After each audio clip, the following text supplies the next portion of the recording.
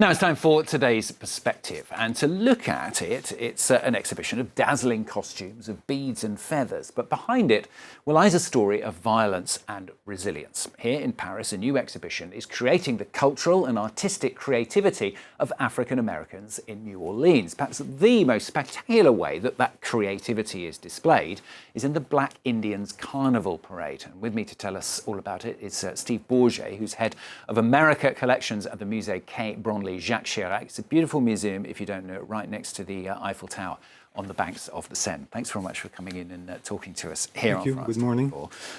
First of all, I use those words Black Indians. Who do we actually mean by that? Who are we talking about?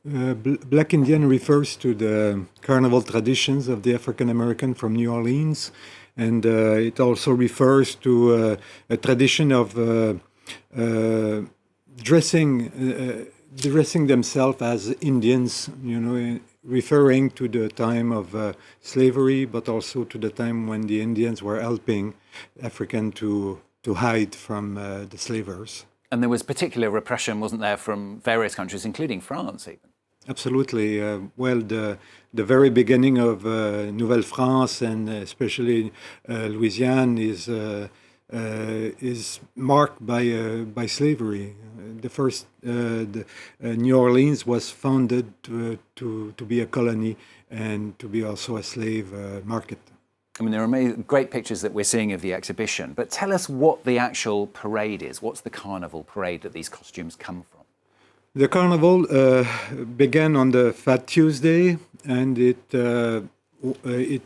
works in parallel, I would say, to the official Carnival of New Orleans, and it's really is a practice within the community itself. So you have tribes, Indian tribes that have quirky names such as Yellow Pocahontas, Flaming Arrows, things like that, and they come out on Fat Tuesday in the morning to compete one against the others to show how beautiful they are, and the whole objective is to demonstrate that you are more beautiful than the other. Okay, so it's a bit like an extra part of the Mardi Gras celebrations.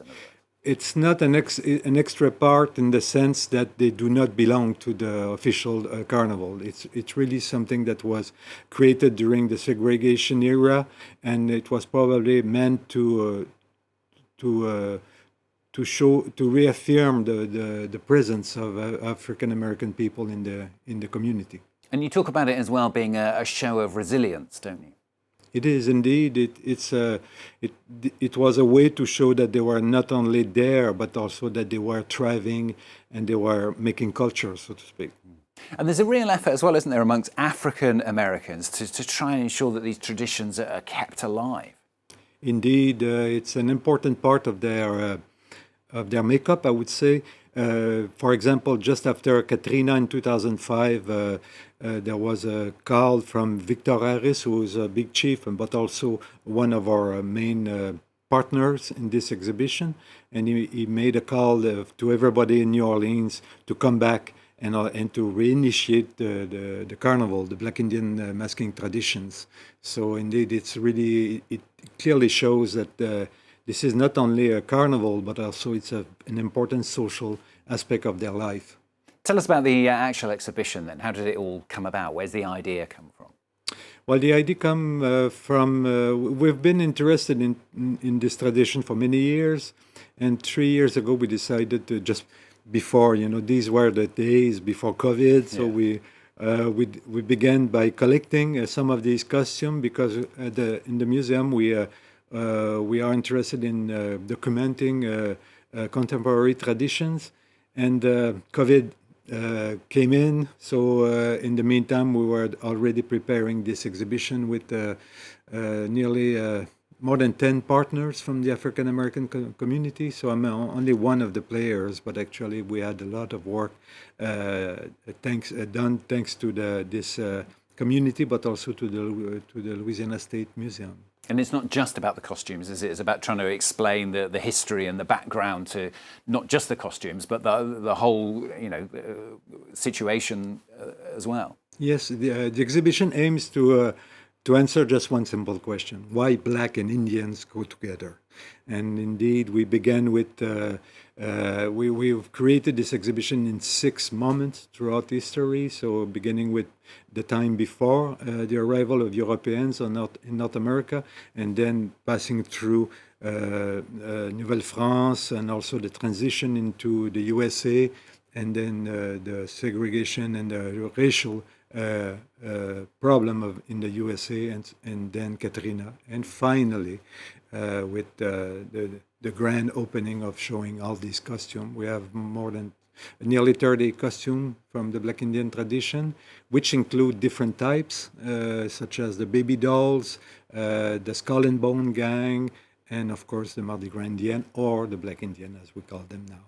And just finally, how much of a part, if you like, has this been for you in bringing this, into the museum and putting it all together? I mean, presumably it's taken up an awful lot of your time and your sort of power and will to make it happen, if you like. Yeah, it takes about 2 years, 2.5 years to build an exhibition such as this one, but also it was a real kick and a pleasure to work with these people. These are extremely sophisticated individuals in political terms. They know exactly who they are and why they are in that situation. So it was a great pleasure to work with them and to create this exhibition, and I hope people will enjoy it. Well, the pictures certainly look amazing as well. And as I said before, if you've never been to the museum, it's well worth a visit as well, the Quai Branly Jacques Chirac Museum, right near the Eiffel Tower. And how long is it on for, the exhibition? It's until the 15th of January. Great, okay. So a bit of time still to come and see it if you happen to be in Paris or you fancy coming to Paris to see it. Thanks very much